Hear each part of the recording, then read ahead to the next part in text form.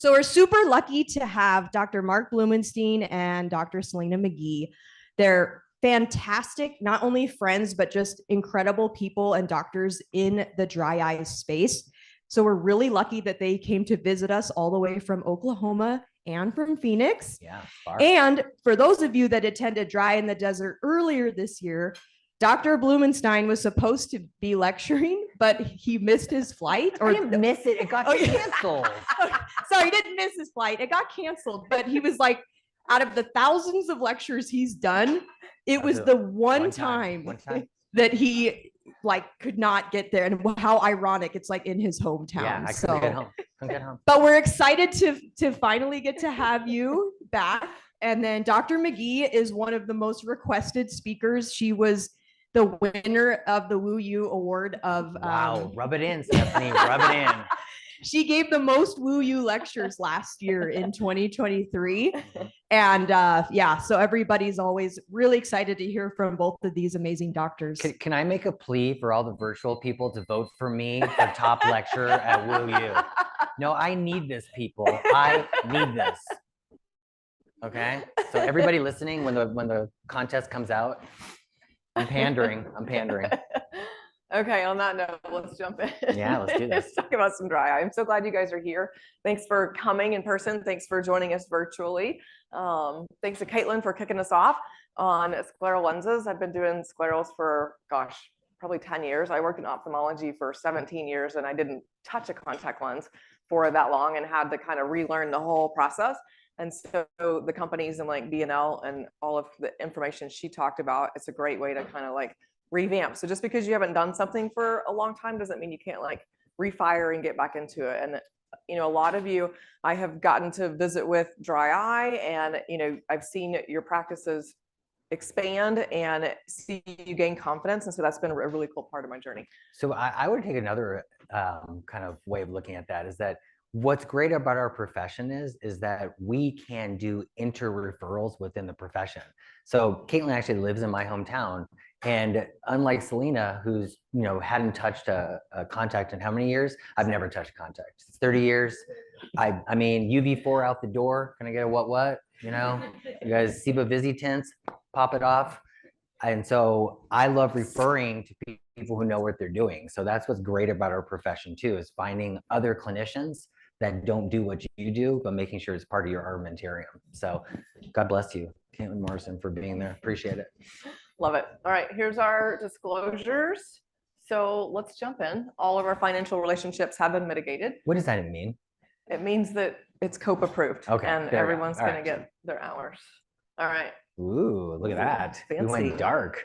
Yeah. Maybe. So they obviously weren't mitigated. And so now we have to, and now we just have we got to go back and figure it out. But this course we're going to talk about, and you guys have the slides in front of you, it's really an overview. And we're very fortunate to be on this dry eye journey. When I started 20 plus years ago, dry eye wasn't even a real disease.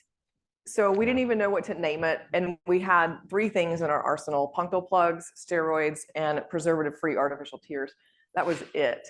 And so to watch this like become what it is today, and we still have a long way to go as far as understanding, but we are getting more clarification and more targeted therapies. And so we're going to take just a deep dive into an overview, if you can do a deep dive in an overview. But that's really what we're going to do. There's like 80 slides in this deck. We're not going to like take a deep dive into all those slides because we have 45 minutes. But Mark and I really want to give you some confidence on how to diagnose patients, what we're looking for, and then how do we make the choices that we make when we think about the dry eye patient. Yeah, I think the other important thing here is that every single patient that comes into your practice is a dry eye patient.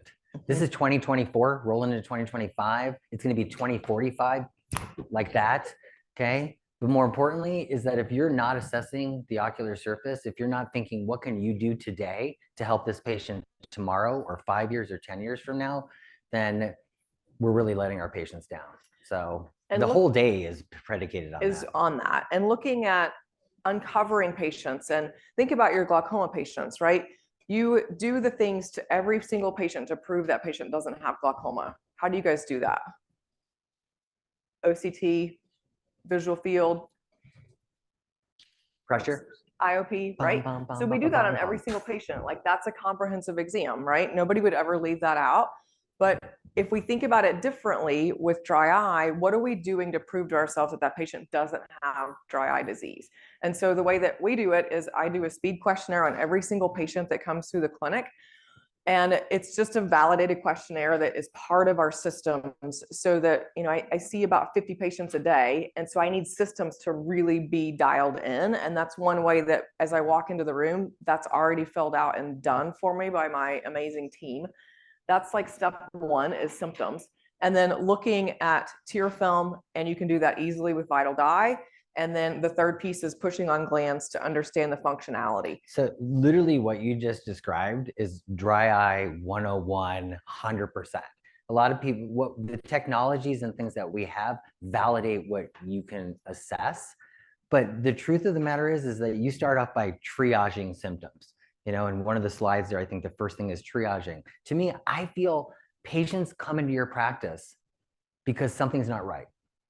They don't know what it is. My vision's fluctuating. I think it's time to update my prescription. I heard about these scleral lenses. Am I a scleral lens candidate? Don't know. Still don't know.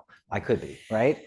But they're in your chair looking for you to answer something that, to me, the biggest thing is fluctuating vision, change in the quality of vision. That triage right there is what brings patients all the time. And to your point, when we look at the survey, patients are having symptoms in their late teens, early 20s, but they always don't show signs until their early 30s. And so to your point, if we miss all of that, we've really done our patients a disservice because they're going to start to show up into the 30s and early 40s. And I like to look at metrics. I own my own practice. If I have a metric, I can measure that, and anything that's measurable, I can improve upon. And so when I think about, okay, who in here measures like optical capture rate? You guys do that in your practices? Right? So I do the same thing when I start something new. And if it's an ocular surface and I'm going to start to diagnose patients and you're sitting in that chair going, okay, are my systems working for me in the practice? 40% of your patients over 40 are going to have ocular surface disease, a diagnosis that needs treatment. So that gives you something that you can measure against to know are your systems working. All right, so first things first, and this is that triage question that Mark was talking about, and it looks very like intimidating to me. Yeah, this does. This slide looks crazy. I mean, it's from the Deuce 2 report, but all it's saying is we need questions. We need to look at the surface and vital dye. I like osmolarity. Osmolarity for me is the IOP of what's happening on the front surface. What is osmolarity measuring? It's just measuring evaporation rates. It's measuring salt content of the tears based on how quickly the tears evaporate off the front surface. If you have, 2 bottles of water, that half of it, you put the exact same amount of salt in this bottle and one beside it, and you have half the amount of water, but this one's full, which one's going to be saltier?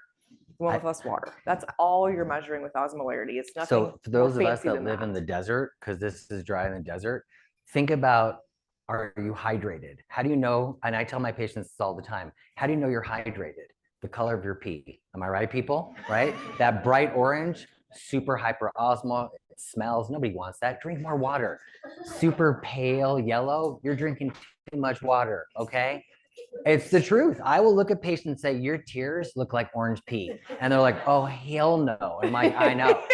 Yeah. Please fix it immediately. But it's on that other thing, you don't have to go back to the slide because it's crazy. But risk factors, I feel what I said to you guys a few minutes ago about walking in the room and saying, prove to me you don't. The risk factors are also something else. Lena mentioned glaucoma. Every single drop that your patient's on glaucoma, that risk factor elevates for ocular surface disease. Moreover, rosacea, the other things you see, diabetes. A diabetic patient, to me, they're all dry. Okay, they have all kinds of other issues going on too. But look at those risk factors with your triaging and start formulating how you're going to basically assess this patient, but better yet, how you're going to get them to start managing their ocular surface the way you think they should be. This is my favorite slide, and we're going to really set up basically the whole day around this. Yeah. And it looks, again. Corey, the whole day. Yeah, whole day. So get this slide, Corey. Right. Yeah. But the reason I like it so much is because it really gives us a map of what's happening on the front surface. And when you look at this, our little gray outside circle is desiccating stress. And my favorite definition of dry eye disease came from Don Korb years ago. He was so far ahead of his time, way before dry eye was like the sexy like diagnosis that it is today, and the way that we manage it. Sexy. It is. Hey, dry eye. What? But his definition is when the ocular surface structures fail to protect itself from desiccating stress. That's what dry eye disease is. You shouldn't be in an area where air is blowing on your face as you're driving down your fancy car and you're like dying because you can't function to drive. Putting on like a new cosmetic shouldn't like cause a big problem. You should be able to do the things that you want to do throughout the day without the front surface breaking down. So it's when the ocular surface structures fail to protect itself from desiccating stress. And the ocular surface structures don't start at the cornea. They start at the lids. And Corey and Mark are going to take a deep dive at the end of today on lids. That's really where things begin, is the lids. And then we move to the ocular surface. So this outside gray circle is all of the things that could be desiccating stress. LASIK, refractive surgery, going to cause some inflammation. Neurotrophic issues, we'll get into when John talks. He has a whole hour just on NK. Environment, we are literally in the driest city in the country, #1. Dry eye is like, we are, but you know, it's funny for those of us that live in the desert, and everybody's like, oh, you live in the desert, it's hella dry. It's more dry, I think, like in Oklahoma during the winter, because the heat's on and it's cold. Because what are we doing, people? We're by the pool, right? We're getting that humidity. We're inside with the AC blowing. We're not outside like sweating. I don't know, you guys are crazy. It's 120 and you're like, it's dry heat. It is a dry heat. It's hot. Yeah. It doesn't matter if it's dry or not, it's hot. But I live in Oklahoma City. It's the 17th driest city in the country. But to your point, I actually set up my dry eye patients. When they come for their follow-ups, I make sure that we have them well managed before we go into the winter months, because the heaters come on and they start to dehydrate because the humidity goes way down. Yeah. So, and then allergy season like plays a role in there too. So it does matter where you live and understanding how environment plays a role. Contact lens patients, allergies we just talked about, any kind of topical medication that's got a preservative in it, you know, lots of things over the counter that come in a bottle, patients are utilizing, they have no concept that that preservative that's in there is causing an issue. Just like those little like makeup wipes that people love to use to take off their makeup. When you have a bag full of wipes that are completely moist in a dark environment, what are you going to have to do to make sure that that doesn't get contaminated? Load it with preservatives, right? And one of the most common ones that they use is BAK. Oh. And it's 1,000 times BAK what we have in topical drops. And we know the impact of that. So just like things like that people are utilizing to take off their eye makeup can make a big difference. But Selena, there's one thing up here that I know is there, but it's ubiquitous to every single patient. Literally 6 months out of the womb, what are they all doing? Tablets, cell phones, computers. To me, I love to make this as simple as possible. I love to take a patient and look at them and say, so what are you streaming? What are you watching right now? Are you watching Old Man? Does anybody, you know, did you just finish Lord of the Rings, Power of the Rings, or what are you watching? Yeah. Real Housewives? Real Housewives, right. There's so much Real Housewives. How can you not? But my point is that we're all doing things that add to that desiccating stress that Selena said. And to me, getting your patient to start thinking, oh yeah, I want to keep doing that, it makes them more attuned to listening to what we want them to do, what the plan's going to be, so they can keep doing that. Yep. Okay, so that's the outside circle. So we haven't made it in here yet. We haven't? But not yet. So let's go to the inner, like the inner circle. You guys are in the inner circle, right? Safety. Everybody is. Only the people here, not the people online, right?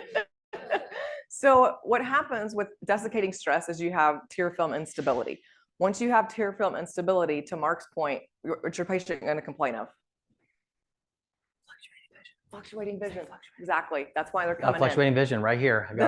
He had egg in his mouth. So the number one reason that patients come into our office as a triage is actually dry eye disease, which I was shocked. I thought it was going to be vitreous floaters and a PVD, but it's actually dry eye.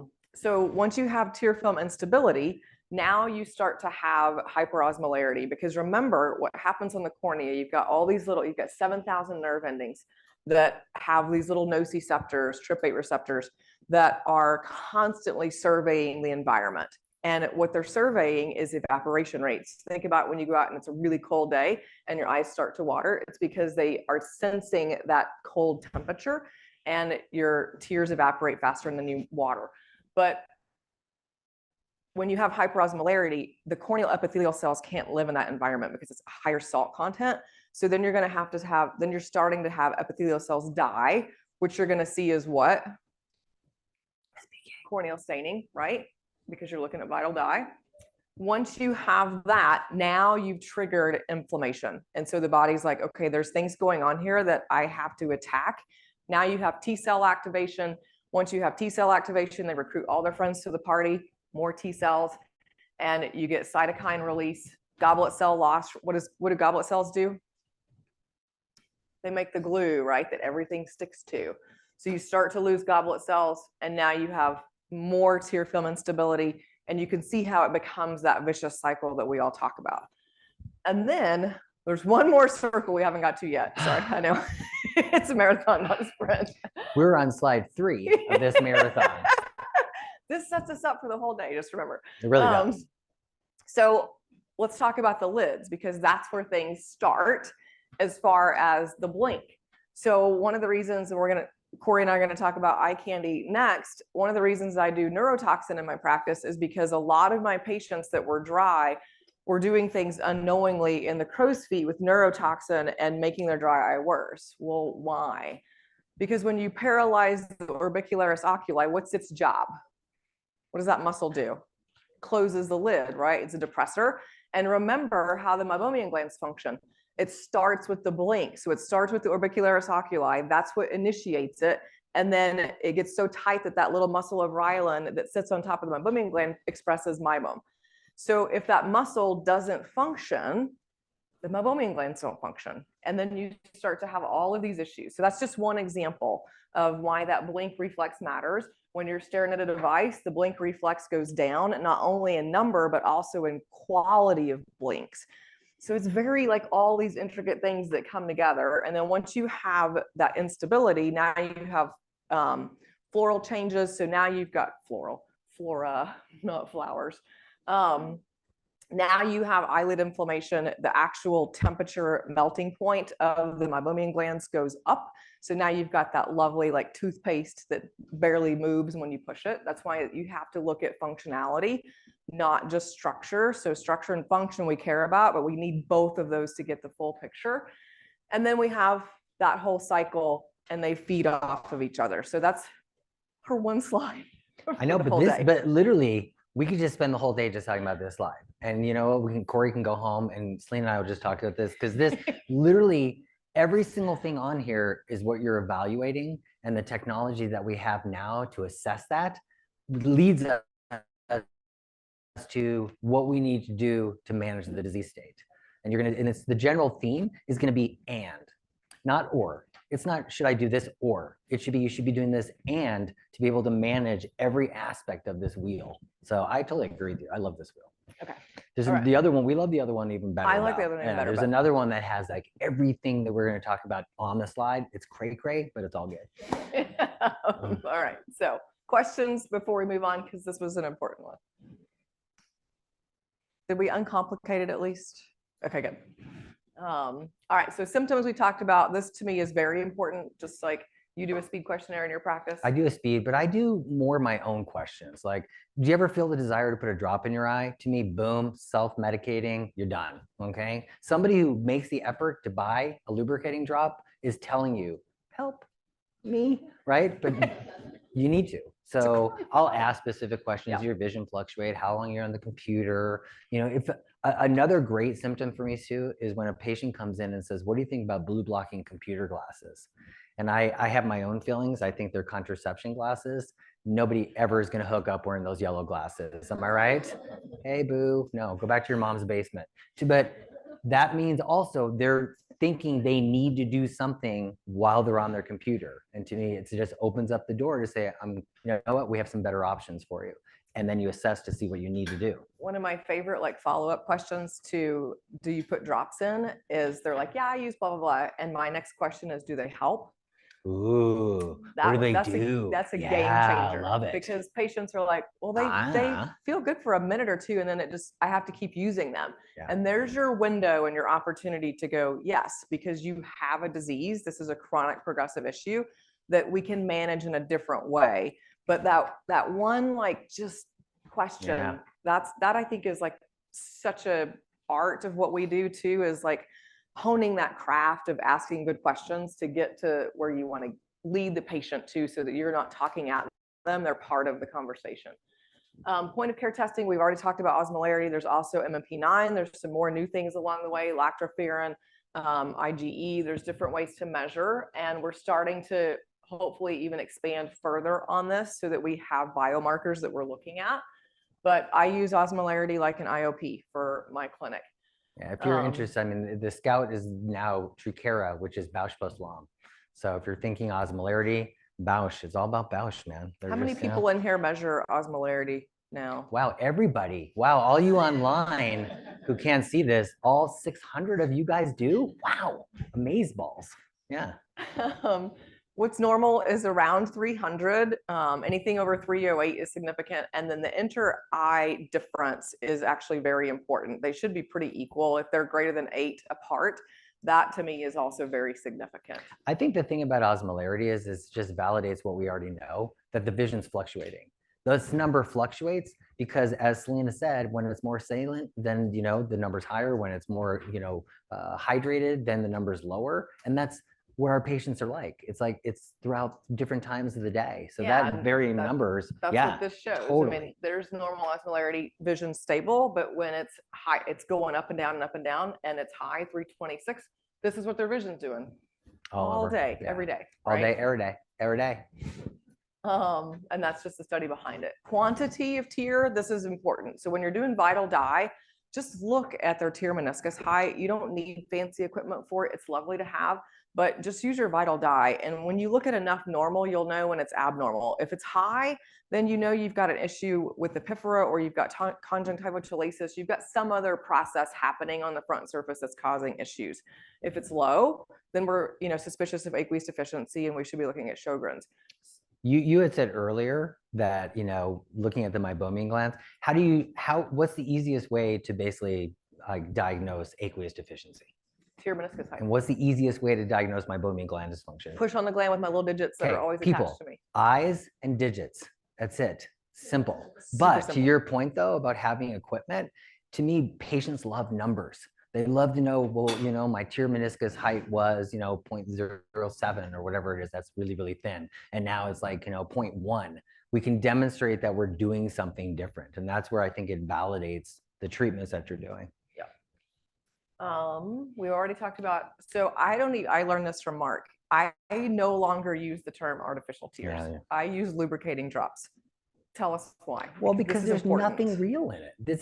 It's not a tear, people. People think tears, they think that it's that 2,000, nutrients and proteins and cytokines. No, it's carboxymethylcellulose, right? It's preservative, it's sorbate, it's things that it's not relevant. But to me, the best thing to do is let a patient know this gives you temporary relief. And there's different lubricating drops that are going to help you. But think of it as exactly what Selena said. How long does this give you relief? It gives you a short amount of time. It's when you feel or think about your eye, when you think your breath is all nasty, put a mint in. It's like a mint, okay? So the way I describe it. So yeah. Like it. Neurostimulation. So when we think about the whole entire unit, the lacrimal functional unit, that all works together, right? Remember all those little corneal nerves and the nociceptors that we talked about? That's where it all starts, but all that information gets relayed to the brain, and the brain turns around and says, okay, goblet cells, do your thing. Lacrimal gland and accessory glands, do your thing, and meibomian glands, do your thing. You can't do that in a vacuum. You can't just like pick and choose what part of the LFU you're going to stimulate. It's the whole thing. And to Mark's point, a real tear has over 2,000 different components in it. We cannot replicate that. Lid structure and function. I love to educate with mammography, but I want to know function. And when we're looking at patients, looking at eyelids, so we talked pretty extensively about just how the orbicularis oculi works, but just looking at skin, because so many people have rosacea, and that's important to diagnose because that's a different disease and a different way to manage things. But we have to manage that as well as what's happening on the ocular surface. So lid evaluation, super important. My favorite question to ask patients also is, do your eyes feel worse in the morning, or do they feel worse as the day goes? Why would I ask that in that way? Exactly. Evaporation happens as the day goes. If they wake up dry, they've got poor lid seal, or they have lag ophthalmos. And I'm going to manage that with either moisture chamber goggles, ointment at night. My favorite thing is a product called Hyalonite that's vitamin A in it, that Scope Ophthalmics makes. So you can do the core Blackie method and just with a transilluminator, looking at this gap here. And I know you do this all the time. Yeah, that's my patient. It's really funny too, because she said, yeah, she goes, my eyes are terrible. They're dry. I go, when? She goes, truthfully, when I first wake up. And so I said, lay down. And I said, can I film you? And she goes, do I look okay? I go, you look the same as you always do. And I just left it like that, because I mean, I just, but you literally can see, as Selena said, see the light protruding there? The lid basically comes over kind of like an overbite, but it's supposed to be sealed. So you could have somebody who has an incomplete lid seal where it's still having that overbite, but there's air penetrating through there and desiccating it. Unlike lag ophthalmos, where it just doesn't really completely get opposed.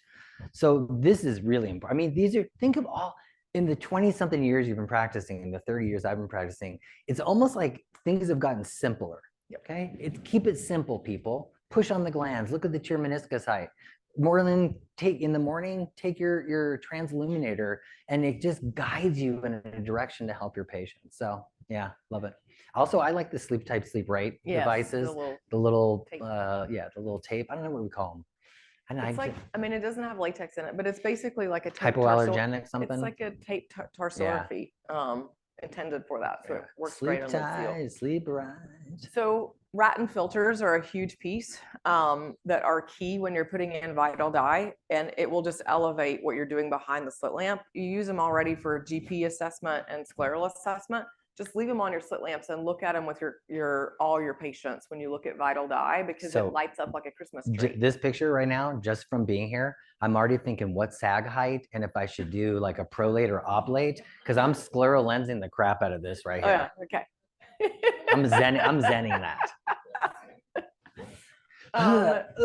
So I know, but to your point, and this is one of my patients, but it has gotten simpler. When you first look at it, it also seems incredibly complex, because now the patient walks out with 5 diagnoses, right, instead of just the one. But that does make it more simple, because I can follow this. Okay, for rosacea, then I'm going to do IPL and talk about trigger avoidance and manage that in a different way. Demodex blepharitis, I'm going to manage with Lotilan or 0.25% and doing home lid hygiene. Meibomian gland dysfunction, I'm going to manage in a different way.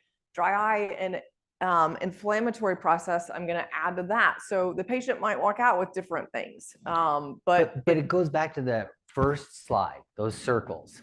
And to me, I think the most challenging thing about what we do is getting patients to buy into what we're selling them. And if you have the confidence and you basically can validate what you're saying by, look, I see this on your lids. This is why we have to do this. I see what's going on behind the eye because of what's happened to your lids. So we're going to do this. And setting out a course and staging it. But don't, to Selena's point, I mean, I hammer all these. We're going to set you up for IPL. I need to get you to do something to manage the nastiness on your lids. And then we're also going to talk about opening up those glands, obstruction, inflammation. And it might seem daunting, but it's not, because it's all connected. All right. So you guys are going to talk about this extensively at the end of the day. So I'm going to go through this really fast. Yeah, we'll do that later. We'll do the speed round. And then we're going to talk about evaporation at lunch. So we're going to so all you virtual people, stay online. Hang tight. But I do want to get to interventional dry eye that Mark just brought up, because this is a different concept. We've been talking about interventional glaucoma for a long time, for the last decade, that, we're doing MIGs in different ways so that patients are less dependent on multiple drops, right? So when we think about interventional dry eye, this is a newer concept, but we are intervening on behalf of the patient, bless you. And yeah, You get extra votes for that. Thank you. So this was a study that was published last December, so almost a year now, looking at tear care against the gold standard of Restasis.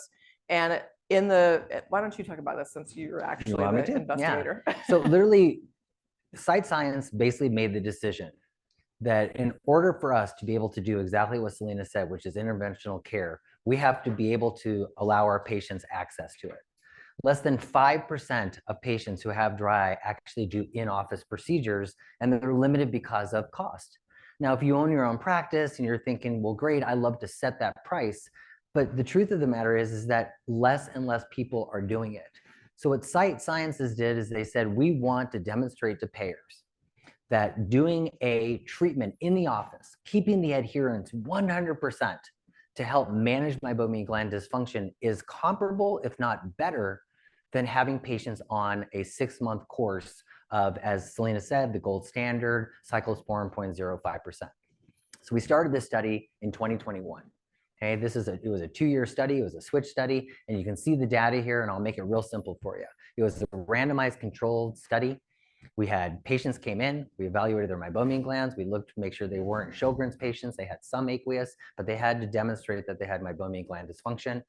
And half the group was assigned to get a tear care procedure, and the other half was to be on Restasis, 0.05%. And the 0.05% patients at 6 months, we dropped it, flipped it, reversed it, we missed the Eyelid of them, we put them in the tear care system. So we have that data too. What we did one treatment when they first came in, we did another treatment at 5 months. And then we evaluated everybody at that 6-month mark. And this is literally what we found. We found that at 6 months, the patients who had the tear care system had a clinically significant increase in tear breakup time, okay? More meibum. But where the OSDI, the assessment of the dry eye, and also the visual analog score, the symptoms, they were equal. So it was non-inferior to Restasis in both symptoms, and then but more importantly, it was an improvement in tear breakup time. So they are now going to insurance companies and saying, give a relative value unit for doctors and for patients to be able to get this in their practice. And they're getting some success. And I leave it at that. And I know, because if you own your own practice, I think sometimes you think, oh, you know what, I want to be able to charge as much. But imagine if you got 3/4 as much, but you did 10 times more patients. Because patients always say, is this covered? Yeah. So the study's still going. We're literally, yesterday when we were talking, I was going through queries. Yeah, it's harsh work, people, but it's supposed to be ending there. So this 2-year study should be done soon. So, exciting. Yeah. So interventional dry eye, definitely you guys are going to have some fun over here later with Corey and et al. With IPL. That's an interventional method that we're managing rosacea, right? There's not a cure for rosacea, just like there's not a cure for dry eye. We're managing the disease with the patient. But you bring up a really, really awesome point, is that adherence is not the same as compliance. I don't believe that patients are not compliant. I just think that are like, life gets in the way, peeps, right? You know what? You have a Peloton. You keep saying, I'm going to ride it. I'm going to get back on it. Yeah, walk away, McGee, walk away. My Peloton partner is that it's not that she doesn't want to. It's just that, I'm going to do it again. But imagine a patient sitting in your chair and you say, you know what? This is 100% compliance because you're doing it. And I think that's a mindset that we have to get. The intervening in this care is done in your office. You know it's going to get done. Yeah. I mean, it's just like the dental model, right? They've done such a good job of, you have to go in every 6 months and get your teeth cleaned. And you never walk out of a dentist office without understanding how to brush your teeth and how to floss and when to do that. But do patients leave our clinics with that same understanding of how to clean their eyelids, what visual hygiene looks like, best practices? I think there's a lot of opportunity there for us. I mean, when I ask patients how they clean their eyelids, they're like, what do you mean? They're just like, water runs over it in the shower? Yeah. That's their equivalent of how to care for their eyelids, which is a whole topic we're going to get into. But let me ask you a question, Selena. Do you take every opportunity when a patient comes in to talk about these things? Every opportunity. Yeah. Yes. Yeah, because I think that's another huge difference. This isn't, I'm going to pick and choose. This is every single patient is talking about, ocular health, lid hygiene, keeping the eyes more lubricated. So when they come in, it's not like when I see patients who say, well, nobody ever told me this. And I'm like, well, I'm sorry that they didn't tell you this, but but you suck. So what can I tell you? So yeah. And you have to find ways to like really streamline that because I mean, like I said, I see anywhere between 45 and 52 patients a day. So there's ways to do it if you have enough like systems in place to make that happen. And so I would argue that it's not the quantity of the time that you spend, but it absolutely is the quality and how intentional you are about utilizing that. I mean, I do tons of questionnaires. We talk about things behind, I'm talking the whole time. Like you guys clearly know I like to talk. But through the whole exam, after I've asked questions along the way, we talk the whole way through. And I explain what I'm doing and why, so that at the end, it's just face-to-face education. And then I use the heck out of QR codes so that patients can educate themselves later on the details of what we're getting into. So there's this whole paradigm shift away from trying to globally manage this disease with one product or one medication. And that's what today is really about, is all those targeted therapies. And what you have in your slides is literally alphabetical order of what that is. And we're not going to go through all these because you guys already have them. But when we're looking at amniotic membranes, that's one way to manage. And if you've got a cornea that needs rehabilitated in a quick way, this is one way to do that. Autologous serum, I use the heck out of. You talked about amniotic membranes, and I feel that there's this stigma. We label things as big guns. We need to wait for that. And I feel like the bar has really dropped on amniotic membranes, partially because, the cryopreserved, I think is honestly, I think it's elite. I think it's fantastic, but I also think it's not as accessible. It's not as comfortable for patients. So if they're not tremendously crazy symptomatic, and I also think that it's limiting from a cost perspective for your practice, but the dry amniotic membranes work well also. And the beautiful thing about that is that the universal or the building code for that is like 24 hours. So you can put one in a patient's eye and you can see them back the next day, 24 hours later. If you need to do another one, you'll get reimbursed for the insertion of that, the exact same cost. I've lowered in our practice patients, that SPK patient, before I send them out to Caitlin's practice for a scleral lens, I'm putting them on an amniotic membrane. A recurrent erosion, I'm putting on an amniotic membrane. Any patient that has like inferior, significant inferior staining, they're getting an amniotic membrane. And I think this should be another tool in your armamentarium that you're not reserving, that you're utilizing more often. And if one more step to that is that you get reimbursed really, really, really nicely for the insertion. So if you're doing Medicare patients, then almost universally Medicare will cover this for the insertion, and it's well worth it. To bill for the device itself, a lot of payers aren't paying for that anymore. And so from a commercial standpoint, look at that. But this should be right up in there. I know we have it like towards the end here, but it's like I put it towards the top. Yeah. Do you find yourself just like using more of them lately, or any like staining that I need immediate relief? Yes. Yeah. Okay, so for our last 40 seconds, here we go. Are we done? Autologous serum. I like 40%. I have a local lab that does this.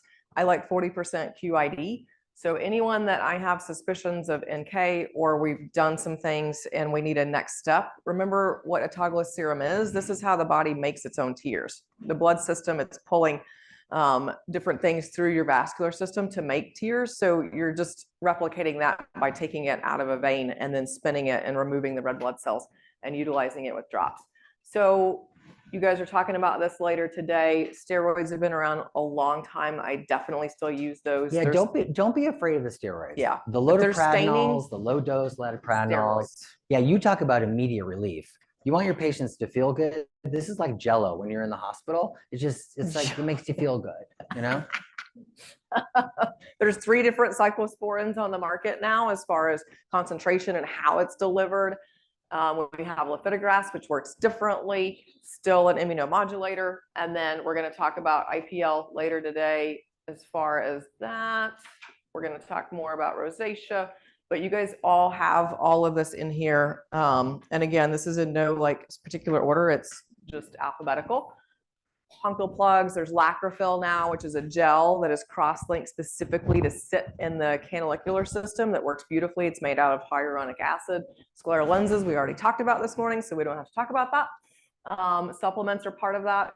Interventional dry eye. Ultimately, you have to treat each like part of that big cycle and circle so that you can be intentional about your treatments and your methodology so your patient's going to have the best recipe for success. Okay. Awesome. You just